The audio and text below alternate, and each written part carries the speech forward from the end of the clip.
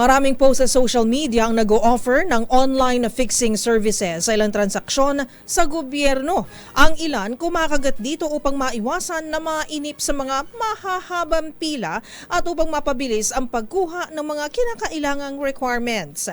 Ang ganitong gawi ay mahigpit na ipinagbabawal sa batas, lalo na kung ang fixer ay nagtatrabaho mismo sa gobyerno. Ano nga ba ang parusa para sa mga fixer? Alamin sa report na ito. Pangunahing layunin ng pamahalaan na pagsilbihan nito ang mga mamamayan. Kaya nakalagay sa konstitusyon na sa lahat ng pagkakataon ng mga nagtatrabaho sa public office ay marapat lamang pagsilbihan ng mga Pilipino na may integridad dahil isa itong public trust.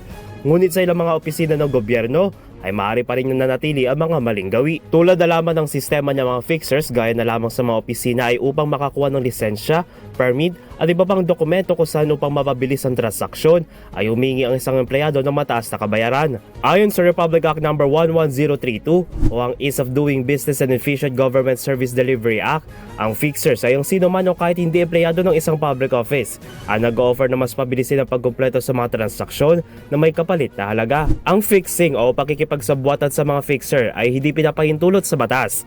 Batay sa Section 13 ng naturang batas, maaaring maharap sa kasong kriminal at administratibo ang mapapatunayan ng fixer o nakipagsabuatan sa mga ito. Matatanggal din ito sa serbisyo at papatawad din ng perpetual disqualification sa mga posisyon ng gobyerno at maaaring makulong sa 1 hanggang 6 na taon at multa na kalahating milyong piso hanggang 2 milyong piso.